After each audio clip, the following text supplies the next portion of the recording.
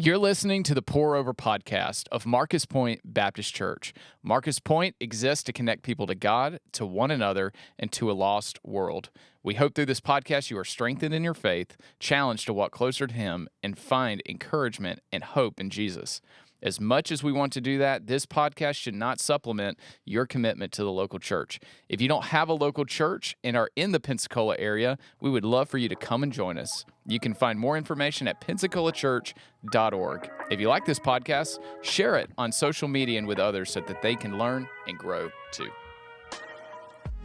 It's been a long time, but we're back. Welcome back to the Pour Over podcast. Can we not? I don't think we can turn it down. Look, we've been out of here for like 2 months, and this board is all kind of wacky over here. We had it blasting in our ears. We couldn't turn it down, and we're back, Preston. We're back. That it's something. Yeah, something's happening. Something. Now my mic sounds. Yeah, I had to turn you down. You sounded like a screamo concert over there. To our listeners, we're sorry. Please forgive us. We have some rust that we have to knock off that may or may not be our fault. But, Preston, man, it's good to see you again. I know. Okay, I haven't realized, but I think Preston and I did not realize how much we see each other because of the podcast. But when we don't have the podcast, we don't see each other very much because our ministries don't really cross a whole lot. They don't intersect. So I feel like I haven't seen Preston in like 2 months either, except for staff meetings on Tuesday. But, yeah, we're back, man, and we're excited. We're going to talk a little bit, just real briefly, about kind of where we've been and what's coming up. But before we do that, as always, Preston, have you had some coffee today? Yeah, same old, same old. What's the same old? People have forgotten at this point. Well, let me tell you. It's iced vanilla latte, one pump. Simple. One pump. Is the hazelnut coming out because it's getting that time of the year? I may get there. Okay. I may get there.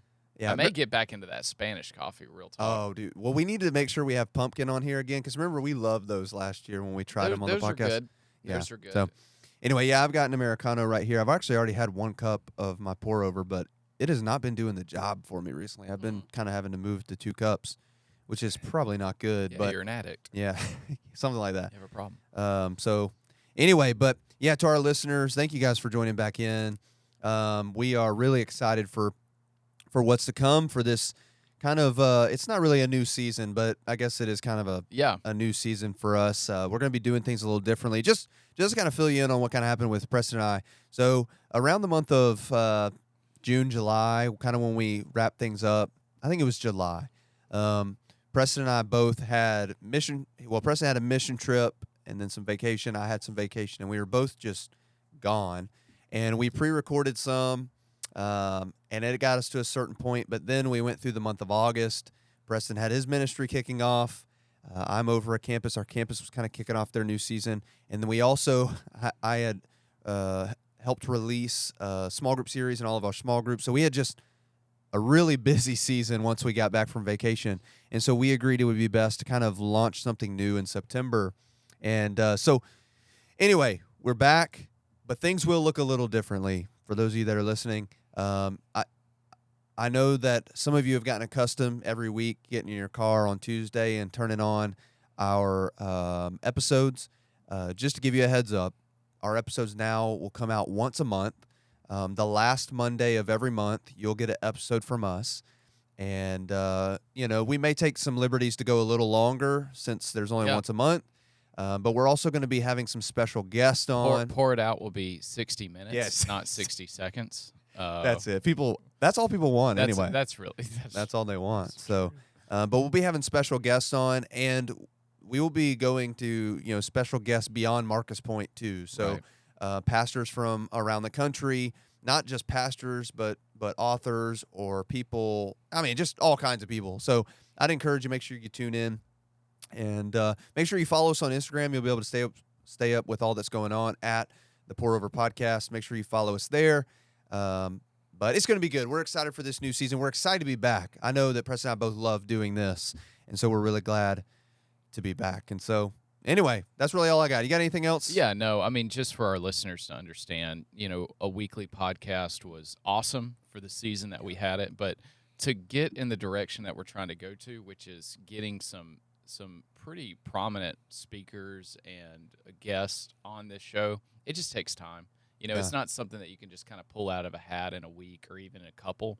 And so the reason that we're doing the once a month is much to do with that. And as well, Jacob and I have gotten pretty busy, and I mean, I'm sure all of our listeners understand that, just the further we get into.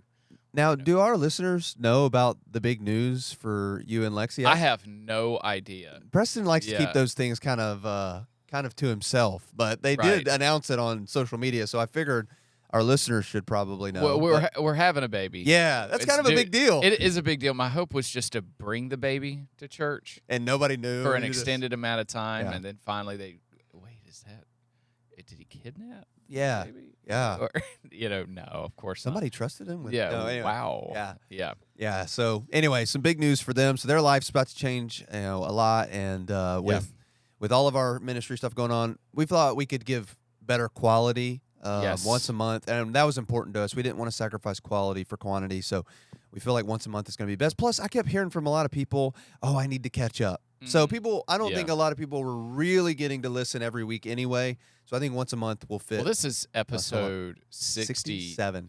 So, if you're not caught up, perfect opportunity to do so. Yeah. You get to do the weekly thing if you like that.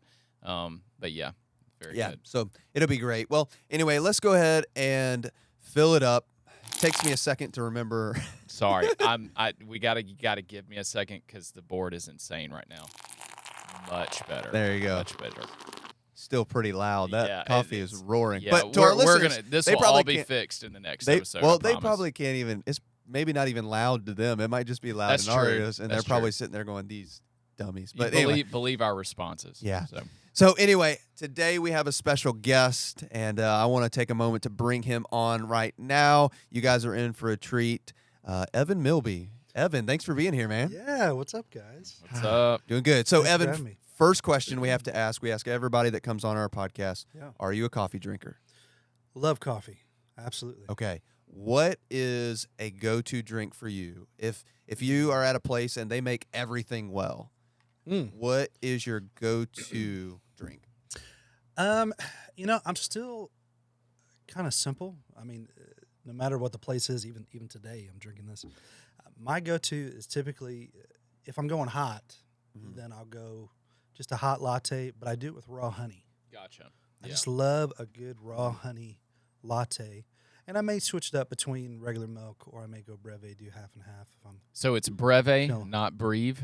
Oh, we had a huge debate This about was that. a thing. So, This was a thing. I've always heard it as breve. Breve. So, That's what the company said. okay. yeah. That's But all we I'll trust somebody the 20-year-old that gave it to me. Somebody recommended it to us, so we tried it. But not that specific drink, but a breve. And he went and ordered it and called it a breve. Yes. And they corrected him. Yeah. And then we had people telling us after we Bro. talked about it on the episode that it was not breve, that it was breve. So we went full circle. Yeah, Okay. we did. So anyway, We don't know what to believe. We don't know what it is. That's a hot topic. Yeah. So Okay. we're probably That's good. Oh yeah. Wow. Oh, all right. I went there. Yeah, you did. Sorry. Evan is a dad, if you can't tell. Dad jokes, yeah. Oh man. So Evan, just take a little moment to introduce yourself. Let our listeners know kind of who you are. Obviously, people at Marcus Pointe probably know you, but maybe some that aren't from around here. Just share a little bit about you so we can get to know you a little bit. Yeah, well, I'm Evan Milby. I am the Associate Director of Worship Ministries here at Marcus Pointe, and lead worship with our North Pace campus, and then also lead worship and get to do ministry with Preston here for. Yeah, you're the only reason people show up on Thursday, stop let's it. be honest. That is not true. We get to do ministry with Preston at The Difference on Thursday nights. I've got a wife, Alana, and we've got a little girl, Molly. She's 3. Oh my gosh, she is And is a complete dad-gum adorable. She's a handful. Yeah, I know she's hot. She is a Yes. 3-nager, is what we say at this point. Dude, that's funny. 3-nager. Yeah, she's a 3-nager for sure. But she's she's the best thing in the world. I am so excited for you and Lexi. Like there's something so special about you everybody that says it, like you truly don't know what happens to your emotions and everything about you. You truly don't know until the kid gets here, and then you see the different phases of them growing up. It's so cool. So. Yeah, well, we're not finding out, so okay. we're just gonna go with it. Yeah. And Lexi has some friends that come down every year, and they've got 3 kids now, 2 boys and a girl, and we always go to the beach or whatever. And I don't know what it was about this last time, but that little girl, by the end of it, she just had me wrapped around her finger, and I just said, "Dude, I am done. If I have a girl, I'm done." So you should watch this. People are going to think of me differently now, but when we have a video of when they gave us the little envelope and we found out Nick was a boy. Yeah, and you can see the visible disappointment on my face because I wanted a girl. I'm the same way as you though. Like I've had some dude. You're a sick boy dad. Cousin. Yeah. No, I love, and I'm glad we had a boy first. But I'll tell you, I am thankful for whatever God gives me. Like it is an incredible blessing, whether it's boy or girl. I'm not saying that.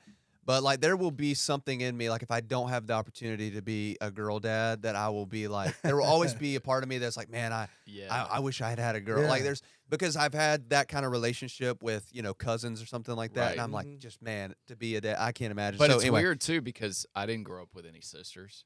Okay. Neither did really hanging out all that much with, like, girl cousins or anything like that. Yeah. So it's weird. I don't know what it is. Yeah, I grew up with an older brother. My brother has a girl, and so I got to see that relationship between my brother and my niece growing up a little bit, and so I think that's really seeing that relationship. So interesting. I definitely wanted a girl. Same thing. I was like, whatever we have, it's going to be exciting. But I definitely kind of favored the girl side a little bit. Yeah. We actually had a friend of ours that they thought for sure that they were going to have a girl. Mm-hmm. They'd even gone in, found out what they were going to have, had the baby shower set, and like 2 days before the baby shower, everything is for a girl. I love these stories. They go in, and they're like, oh, my gosh, and we're so glad, your little boy, just said something of like, your little boy. They're like, wait a minute. We're having a girl. They're like, no, the scans here show it's pretty clear. Yeah. And so that dynamic in that moment. Dude, and so, but like I said, literally everything for the baby shower was already, like, all the decorations, everything were set. So blue's a girl color too. Right. So sure. They I felt bad for them, but man, wow. Crazy. That's awesome. That's awesome. Yeah, by the way, if y'all saw me if you're watching this and saw me getting the camera shot, it's because one terrible thing about Scooter's Coffee, no free ads, but one thing about Scooter's Coffee is the bottom of their coffee cups, they leak really badly. I've had I think it's Americanos, maybe because they're so hot. Yeah. But they leak out the bottom, so I was trying to that makes more clean up some of the mess. But anyway. Sorry about that if you're watching and you saw me getting in front of Evan while he was talking. They're going to go out of business. Yeah, probably. By the way, there's a plug there. If you didn't know, you can watch our episodes on Facebook and YouTube. Oh, you can watch the videos. That's so true, if listening to us isn't good enough and you want to see us, you can do that. So anyway, Evan, thanks for being on. I'm excited for what we're going to jump into. Yeah. Preston, you got anything else before we jump into the... No, just we got off the rail there, but Evan is a very integral part of our team. We love him to death. He's going to be an excellent guest today and perfect to talk about the subject that we're going to talk about. Yeah, absolutely. All right, well, let's go ahead and drink it in. So loud in our ears. It's probably perfectly normal for everybody. Yeah. So... in our church right now, at the time that this episode is getting released, we are getting ready to wrap up a church-wide small group series entitled Return to Praise. And the idea is that worship is a lifestyle for us, and it can be very cyclical, like in the aspects of our worship. And so we've identified 5. Well, we didn't. Actually, this comes from a different source, but There's been identified like 5 aspects of worship. There's praise, adoration, confession, listening, and obedience. And the idea is that it's a cycle, and if you don't obey, you won't ever get back to praise. And so anyway, our whole church has been walking through this Return to Praise series. Our pastors have put together videos. I wrote a devotional book to go along with it. And so all of our small groups are walking through that, and they're finishing it up now. And Evan actually kind of covers the very last week of it, and he kind of sums up the whole Return to Praise idea. And so when we thought about bringing him on as our church is getting ready to kind of close out this series, we thought it'd be good to kind of come and talk about praise and worship and things like that as we kind of conclude that in our church. So that's kind of what we're going to talk about today. But before we do that, Preston, you're leading us off with the first question that I feel like is a good question for us to get going. Yeah, I would start off just asking how it all started for you. You know, how did you get involved leading in worship? You know, and maybe talk about what was a very defining, pivotal moment for you. Yeah. Well, definitely for me, I was very fortunate. My parents were actually youth pastors and worship pastors for 19 years. Oh, wow. Dang. And so I grew up in the church. I literally was the kid, you know, on practice nights. I'm playing with my Hot Wheels and my cars underneath the church pews and chairs as my parents are having worship rehearsal and different things like that. So my dad had me on his lap, same age as my little Molly, strumming a guitar. Yeah. And so music and worship have always been a big part of my life, even since I was young. Yeah. Definitely having that with my parents.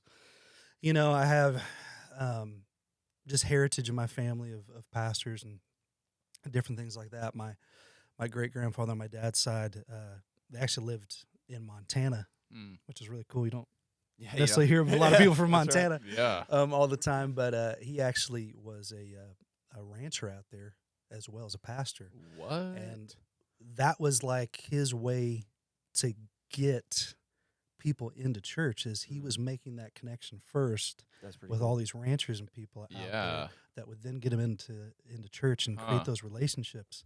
Him and my great-grandmother would go out to the Indian reservations and actually meet with the different Indian tribes there and the children. And my great-grandmother was an amazing painter, so she would do these paint illustrations while my great-grandpa would share the gospel. So what? Wow, that's awesome. Yeah, I didn't so know that. yeah, so cool. really cool stuff like that.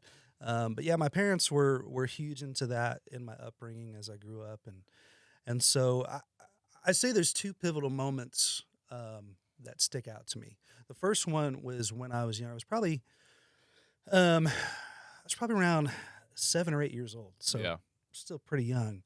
And there was a Sunday where it just happened. My dad was like, "Hey, I want to have a moment actually at church where you come up and we're just going to do a couple songs together in our church service."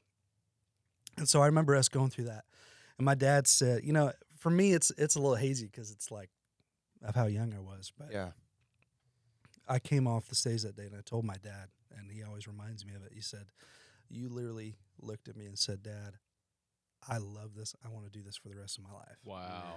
And so I think that's kind of crazy coming from being a kid that young. And I probably didn't even fully understand, you know, obviously I was around it, but as a 7, 8-year-old, not fully understanding probably what exactly that worship is. But there was something about it in that moment that was speaking to my heart to say, you know, this is who you are. This is what that's cool. you have a passion for. So that moment, and then the next moment, you know, for me, is probably kind of when I had to make the decision. I was very fortunate. So my family, we lived in Illinois, and then we moved to Nashville, Tennessee, and we started getting involved in a church there. And I was very fortunate to connect with some different people. There was a guy named Jaron Davis who just for years has been a phenomenal songwriter / worship leader in the church all around, a well-known name. And he had started a youth choir that I got involved with. Through that, another person who's really well known now to a lot of people is a woman named Natalie Grant. Oh, wow. Yeah. And so Natalie Grant and her husband Bernie, who's a phenomenal producer, they were like, Natalie's like, I was a part of something like this when I was young. I want to be a part of this. So they got really involved with us, and through that, saw me, made a connection with me. They obviously they saw that same passion within me, and they were like, we want to pour into you. We want to connect with you, help you. Just take this gift and this calling that we see on your life, and just help you grow in that. And so I was so thankful for that, which led me to doing things like, touring and traveling and different things. I was playing for Natalie and different ones. Ended up kind of doing some stuff on the Christian and country side. I played for an artist off of American Idol named Lauren Elena. Yeah. I know who that is. Yeah, no big deal. Wow. I'm saying all this. that's I'm good. saying all this to get to a point of there was a really cool path there that God was kind of putting out for me. For sure. Yeah. And for a season, it was leading me into. I was playing for them. I was doing my own stuff. Was traveling, doing all that out of Nashville. But there was a pivotal moment that came where, and I think in my mind, I always thought, at some point down the road, I'll come back to like being a worship leader at church. Yeah. But in my mind, I was like, okay, he's really going to have me doing more of the artist thing in Right. Christian music, but like doing the artist thing or traveling, playing guitar and singing with different artists, different things like that. But there came a moment where I felt like God was telling me, now is the time. Yeah. I've always found that there's different moments in life where God makes it very evident. You may not even know what the full picture looks like of what you're getting ready to walk into, Yeah. but he makes it very evident that change is coming or some type of pivotal moment in your life is coming. And like I said, you may not know what's getting ready to happen, but you somehow still have a sense of peace, knowing that he's kind of guiding, he's ordering our steps. Yeah. And so I just felt like I was saying, you know what? I want you to be a worship leader. I want you to do this. And so we made the decision. I was coming off the road. I was taking a position at a church. It's funny how God works, because I told myself, because I loved Nashville. I love Nashville. Yeah. And I told myself I would never move back to Illinois. I was like, I would never move back to Illinois. God has a funny sense of humor, because that's exactly where he led me back to. Yeah. And it was just that pivotal moment where I just knew he was calling me back to be in ministry and be a worship leader. And so that's kind of led me to where I am now. I had plenty of people at the time that were like, what the heck are you doing? Just because of some of the opportunities and things that we were doing. But I just knew in my heart that that's what I was supposed to do.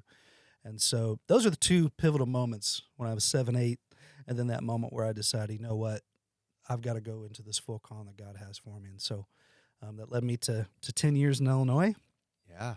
And now I've been here at Marcus Pointe for a little over a year now. Yeah. Crazy, it's already been a little over a year. Yeah. And now I'm sitting drinking coffee with y'all. How far before Derek did you get here? I'm trying to remember. I think about, let's see, probably about 2 to 3 months. Yeah. Okay, so some- y'all were max. close. I remember that. Gotcha. Yeah, So yeah. for those of you that have listened to the episode, we had Derek on our podcast. He's the campus pastor out there at North Pace.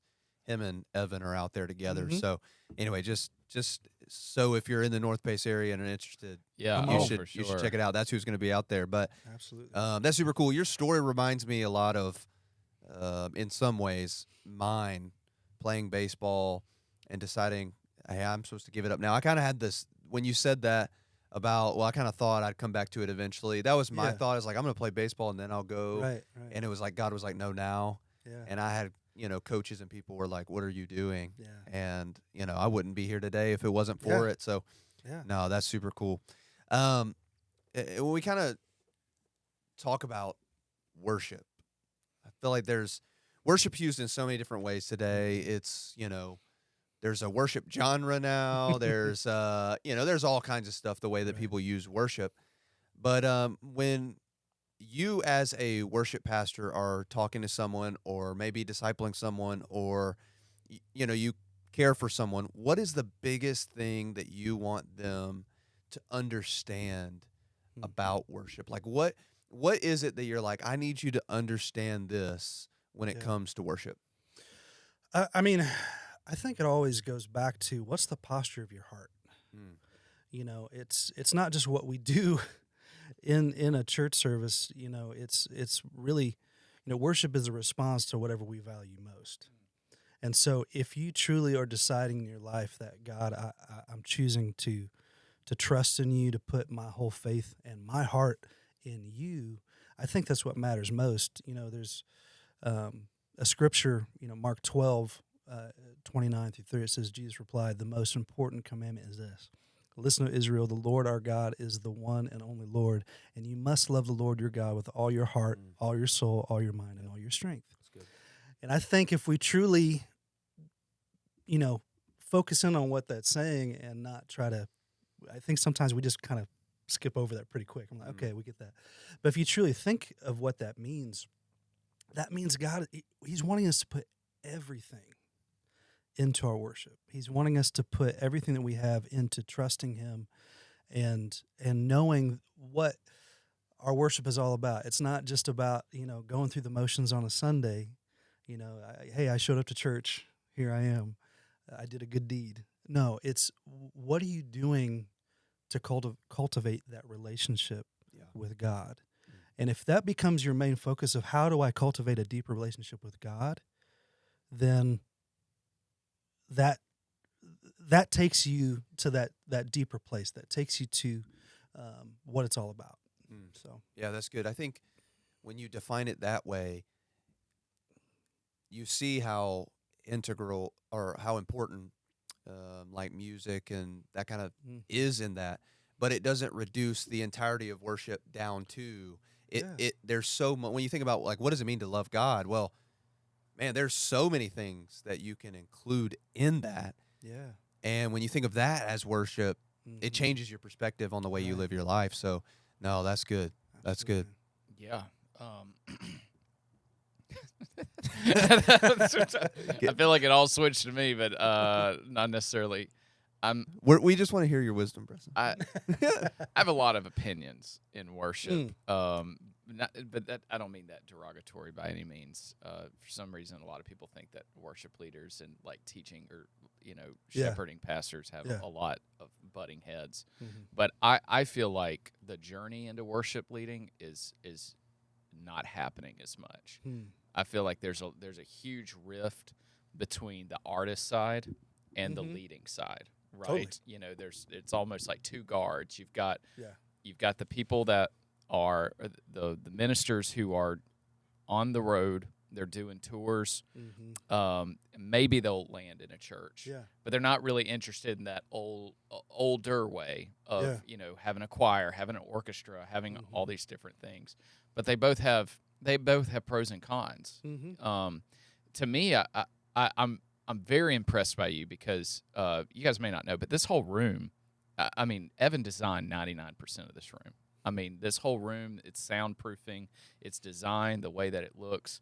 He kind of put the plans for that. I mean, he and I talked a lot before we even built this podcast. I kind of interrupted his plans and just said, "Hey, man, I want to do a podcast." He was like, "Great," but here we are now, and I think it's been a really great thing. And I wish there were more worship leaders in churches who had more experience on the road and going place to place and learning some of these little things that make a huge difference. Not so much just simply the Sunday leading, the Wednesday night leading, but having a little bit of a wider array of skills into where they can help teach the rest of the church and staff, help lead them along this new technological era of that we're all having to learn. I mean, I never would have thought 10 years ago that I need to know how to work a soundboard. Yeah. Like as a pastor who preaches, I thought that was crazy. That's just not my job. Yeah. And I mean, I hate to diss, but I do hear some guys that are that way. It's like, I just don't do that. That's my worship guys thing, or that's my tech guys thing. And the thing is it's all melding together now. If you don't have a little bit in the hand of each. So it's so important that in this new era of of churches that we hire people that are trained in these things because it keeps them current. Yeah. It keeps them up to date. Otherwise, we're going to be stuck in the mud. Absolutely. And you've taught me a lot about technology and worship and the little things that I never would have thought I would have. So Yeah, the church needs creatives desperately. You Totally. know, I'm so glad we're back. I'll say basically 9 paragraphs, and he'll summarize everything I say in one sentence. So thank you. That's what I was trying to say. I'm so glad. Yeah, like the church is desperate for creatives, and we have to be careful because I think sometimes leaders can suppress creatives for the sake of tradition, and we just have to be careful. So right. We have to be careful because I believe that there is an intrinsic value in creativity that God works through. Yeah. And we have a world right now that is so creative. Like it is the most creative it has ever been. Yeah. And is reaching heights that it never thought it could reach. Yeah. And technology is taking us farther than we ever thought we could go. And the church should continue to grow in that way too. Yeah. Like there should be, there are obviously certain things that will never change. Like there are certain foundational truths and things like that that will never change, but that doesn't mean that the way ministry happens or the way that things look don't change and grow. So I think the church more than ever desperately needs creatives that are founded on this truth and moving forward and helping propel the church forward. So that's a very good point. Yeah, the best worship leader for a church understands the pros and cons of trends and traditions, but does not forsake either. But understands you just both. took what I said, and I'm just trying to learn from the best. There you go. I'm just trying to maybe I chat GPT'd that. That's I don't good. know. I'm kidding. That's good, though. Oh, that's great. But no, that's so true. I think there's not a single thing in our lives that is not always evolving and changing as we go along. It doesn't mean the root or the heart of it has to change, but it's just I think that's just life. That's just everything around us. And so the way I think it's always being aware of what's happening. No, like you said, I think knowing a little bit of everything just allows you to know how to keep things structured as you move along, to still keep the main thing, but you still have new ways that you're making those connections with people, new ways that you're able to maybe speak into somebody's life that probably didn't work that same way 5 years ago. Yeah. Right. And so I think it's so important to stay as current with what's happening so that the message stays true, but you have a way through the door to make a strong connection. Yeah. That's good. Well, now that we're talking about that, I have a question concerning trends. Okay. So what kind of trends are you seeing right now? And I love to play both sides here. What are the trends that you're seeing right now that really excites you, that you're very excited about, that churches are getting into, that you think, man, we're kind of late to the game, really. It should have been happening a long time ago. And what are some that might be a little concerning, that you see, some concerns there? And how's that going to affect the future of worship and praise? Yeah. I'm sorry. When I think of praise, I'm sorry. I'm thinking of the same tape that I listened to, like Avengers and Odyssey in the 90s. It's just I'm not going to name any names, but there's an old guard of praise, to me. And worship, I guess, is the new trendy term for anybody under That's funny. 40 that they understand that a little bit better. Sorry, go ahead. No, I mean, honestly, to me, I guess there's some pros and cons that I see as far as trends go. I mean, for one thing, I think we see that, for one, I think millennials, I fall in the millennial category. And they're kind of becoming the millennials are kind of that 28 to 43 age group. And so they're actually kind of becoming more the core of the church at this point in general. But then you've got Gen Z that's kind of coming up right there, 12 through 27 years old is Gen Z. And so if you look at Gen Z at 27, these are now adults. Yeah.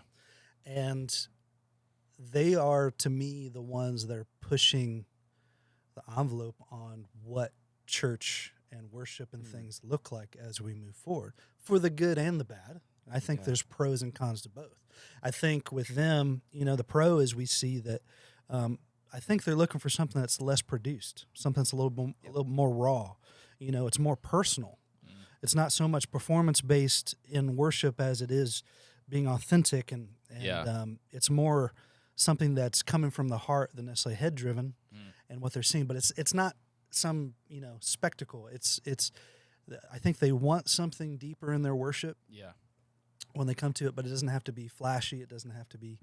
I think we see, even from a tech standpoint, we see like the crazy moving lights and stuff are kind of, even from that aspect, are kind of going away, Right, and it's kind of just going more of like more your spots, and things are getting simplified to once again make the main thing. It's the like main we're going thing. back from LEDs to Edisons Yeah, again. totally. It's so weird. So some of that stuff I think is happening. I think which I think is awesome, because I think that does need to be what we look at. I think we need to get away from some of that. Doesn't mean not do something cool, Right. and something. And I think there's plenty of that happening. But it's truly just wanting that raw experience of going deeper with God. I think on the other side of it, and it almost sounds like, how does that go hand in hand? But I think the other side of it, though, is that could be bad. Is they're looking for how to go deeper in these moments and be raw in these moments. Oh. But at the same time, we're also, I think, seeing a lot of Gen Z new pastors, and they're not being rooted in their full theology. Ooh. Yeah, that's good. I think you're right. I see we're living in a day and age where it's more comfortable to adjust to the times. We talked about always evolving over time. Well, that's good and bad. Yeah. You can evolve, but if the word doesn't stay the word, then what are we truly doing? We're creating confusion. Yeah. Right. And I think that's the only thing that there's some people that are doing it great, and there's some people that's like, Yeah. pump the brakes, Yeah. because as much as it's obviously we see the heart to go deeper, we have to understand the theology of what we're looking at, what we're talking about. That can never change.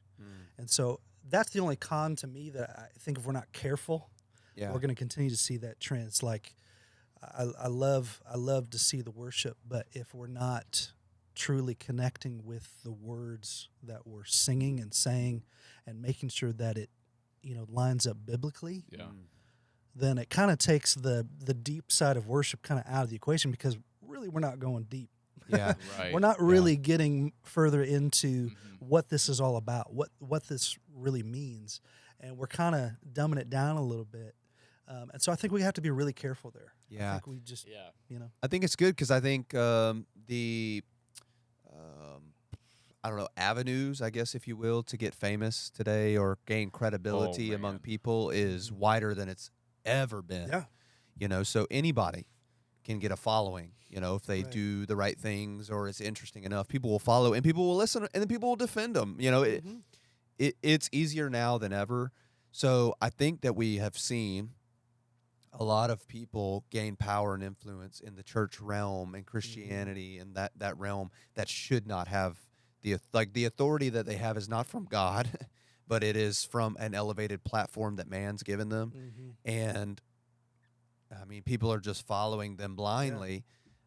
And so we have to be careful because I think too today people are more crafty than ever in their language, in the way that they speak, in the way you can see it even in worship songs, like the way that things are put together. It's like, wow, that sounds so eloquent, or that sounds so beautiful. And then you can look at the words sometimes, you can be like, wait a second, what does that mean? And it's the same thing with preachers too. They put I mean, the big thing now is I get so sick of. Oh, here we go, Preston. But I get. Hey, you're about to pass the torch because I got a lot of opinions. I too. get so. I figured I would. I get so sick of the hype train that everybody wants to just go ooh like everybody just wants it to be fire, and everybody wants, and it's just like shock factor. yeah, they do, and it's just like, guys, like I don't know. It can just be solid. It can just be good. And don't get me wrong, if you think it's fire and say it's like that's great. I mean, whatever. But I'm just saying, like, we so desperately want the people we follow or the people that we like to just be fire in their teaching and like this and that, and we just want to hype everything up, and it's just You're calling out some 19-year-old still holding on to fire. I love everything. Everything is not a hype show, and I think I'm kind of over that.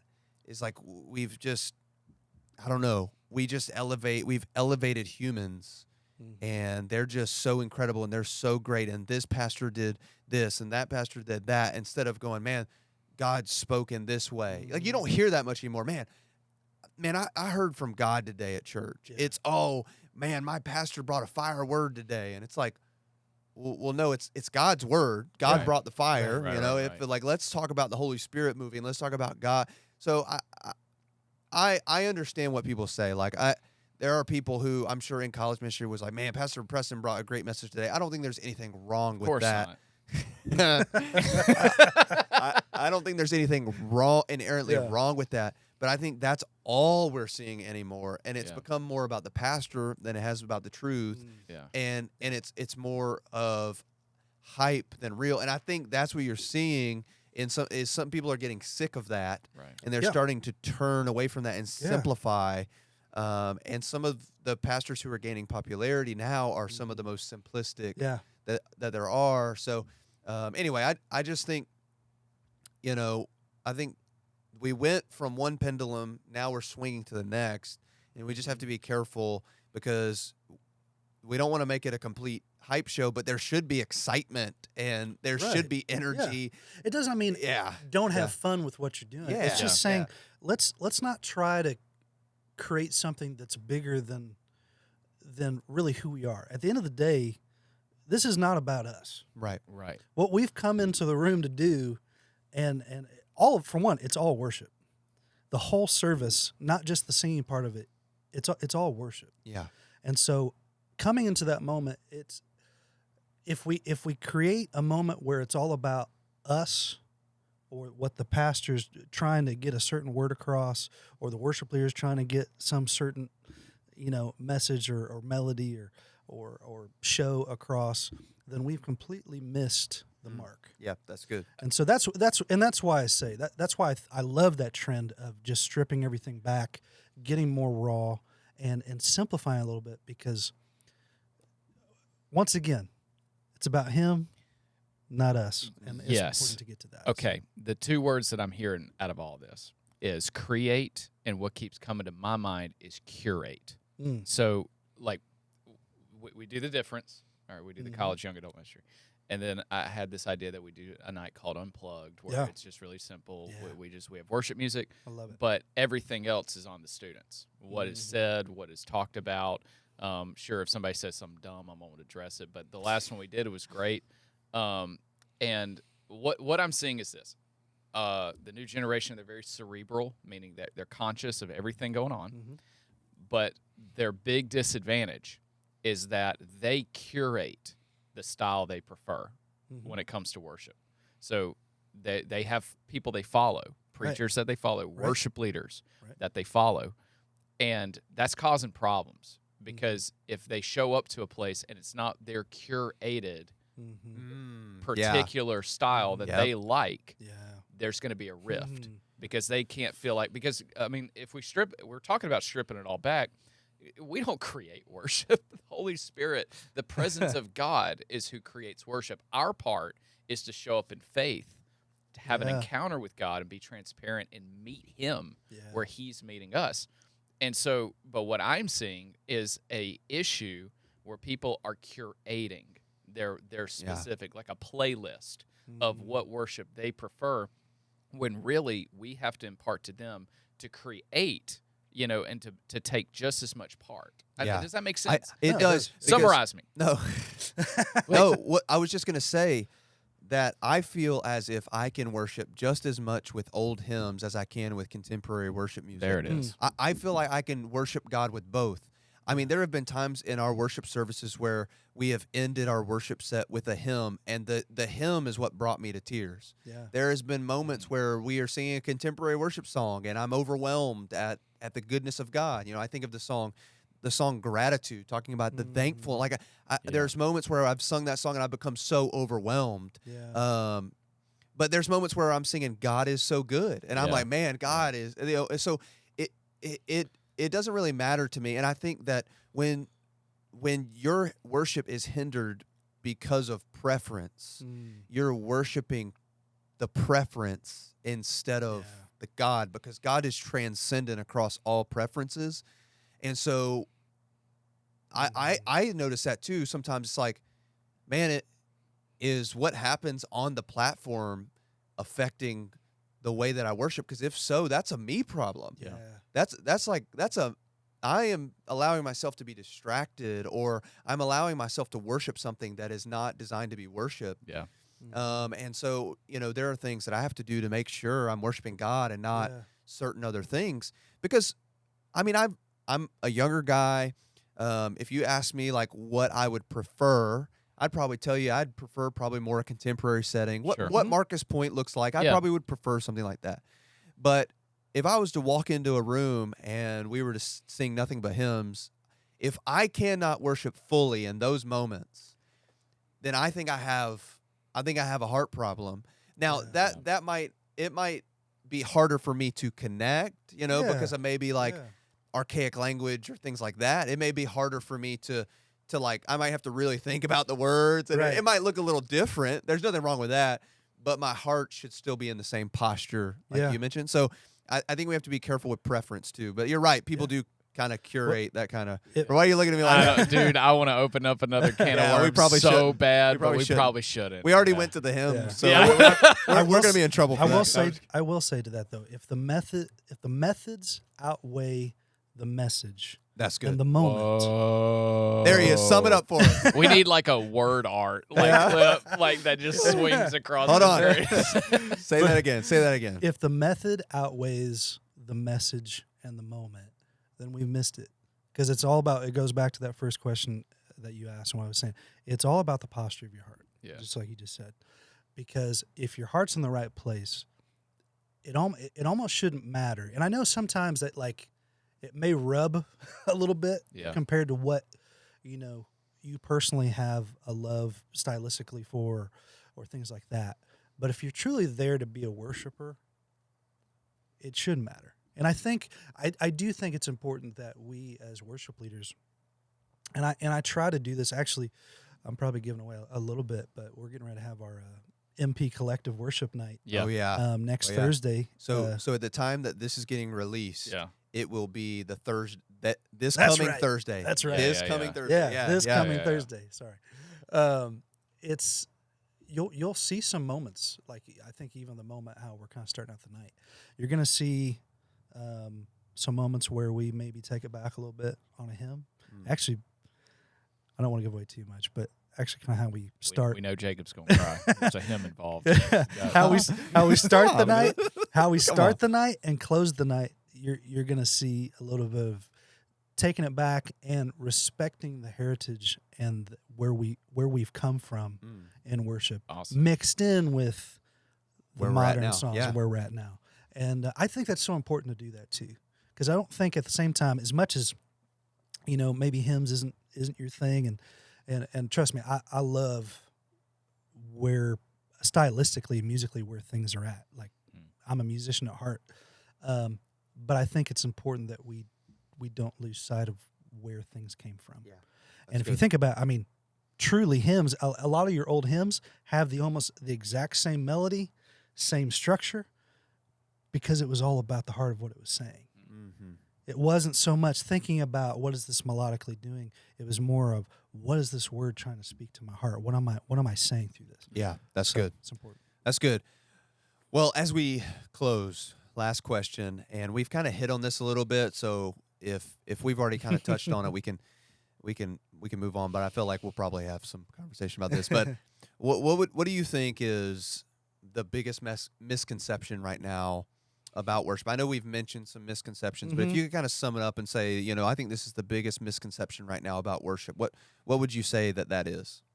Well, I think first of all, in all that, and we've been talking through it, I think people have to understand and sometimes forget. I think they think in their minds that our worship solely sometimes come through just our singing and our moment of lifting him up through our songs. But we need to always make sure that we know that our worship comes in many forms. It's in your prayer. It's in your prayer time.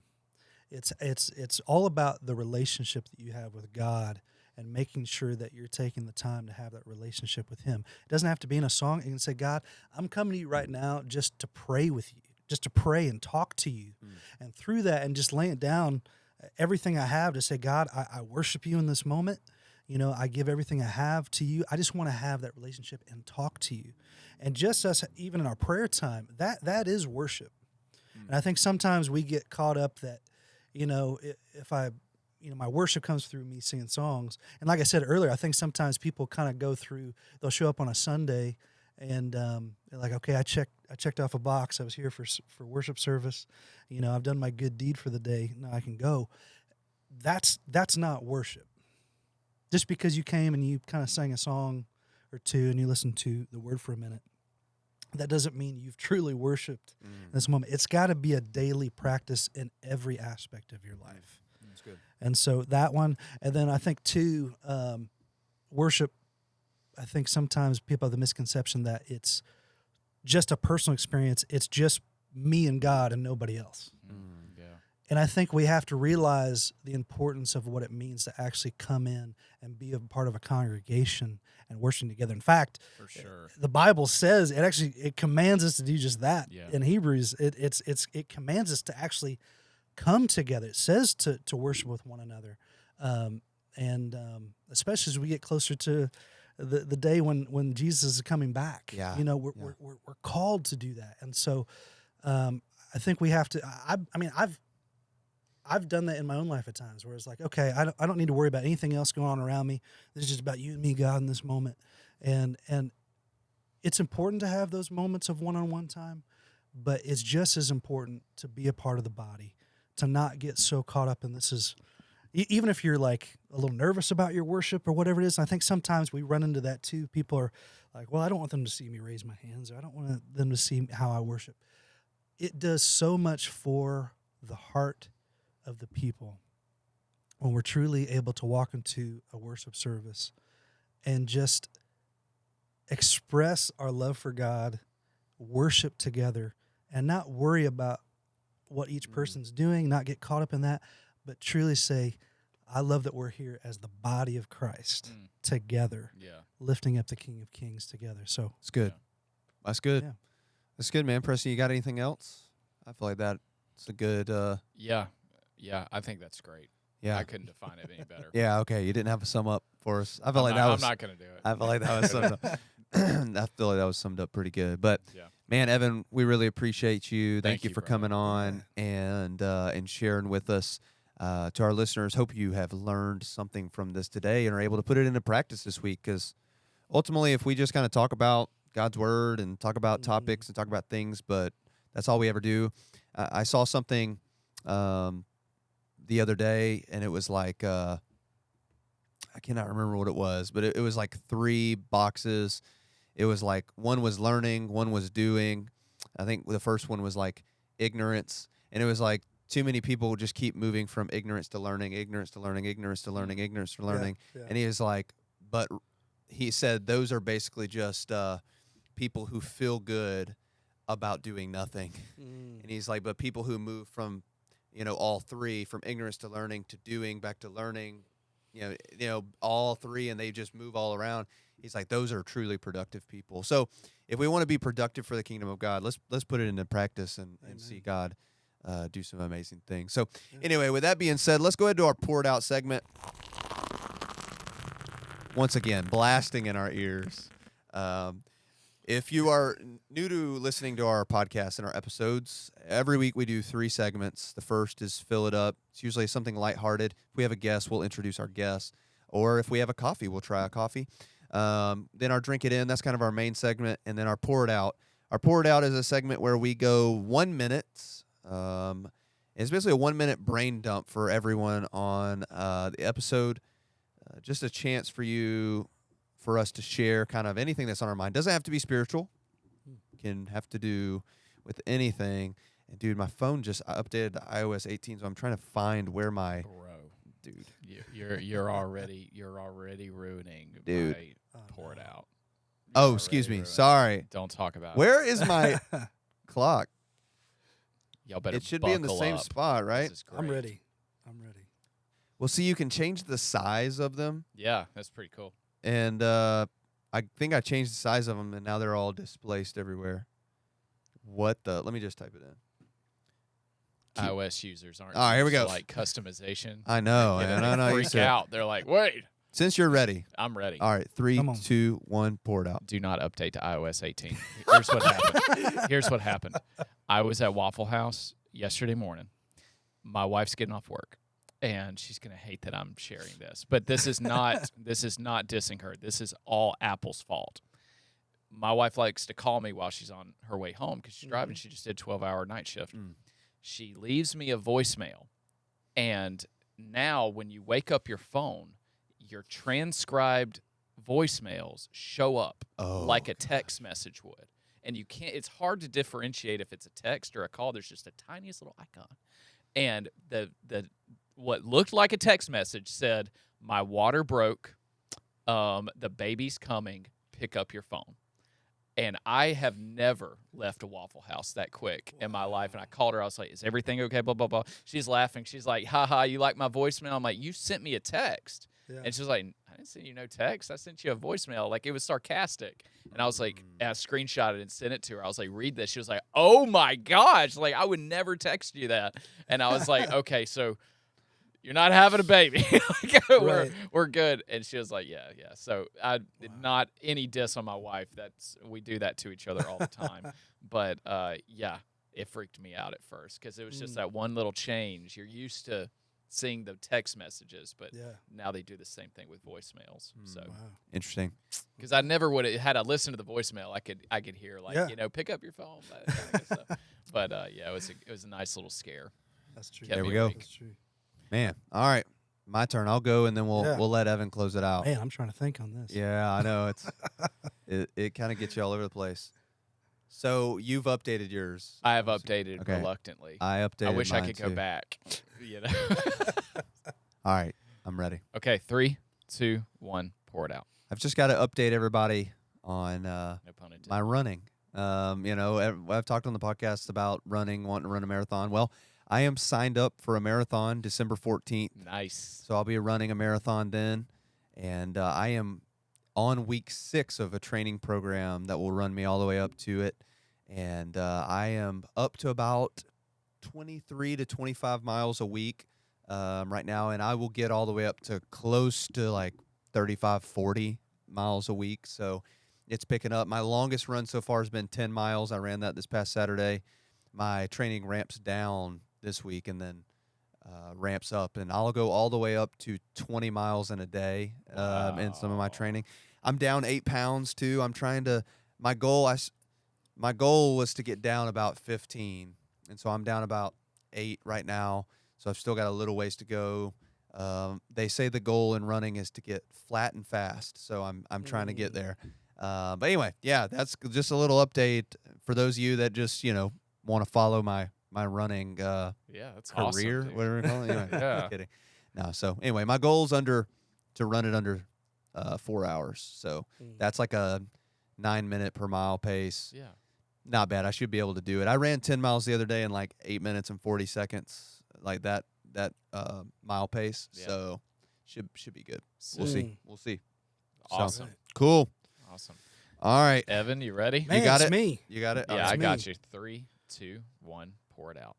Okay, I'm kind of going back to what we talked about in the beginning of, I'm a dad to a 3-nager. And so we're definitely kind of in that season of trying to figure out how do you deal with the constant mood swings of a 3-nager. Ooh, yes. And Preston's about to learn all about this as it's coming up. But we're definitely in that season. And please, if people have some thoughts on how to work through this season, put text and put your comments in there because we'll take all the help we can get.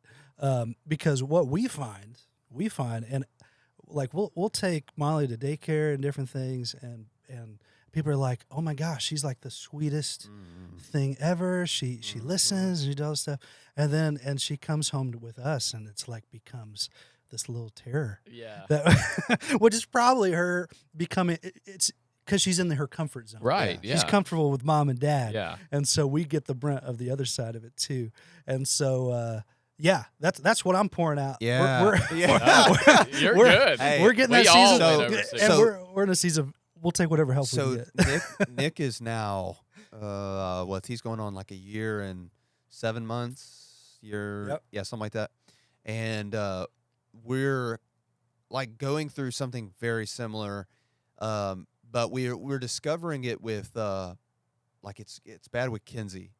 So like if it's just me and him, we will play, we will have fun.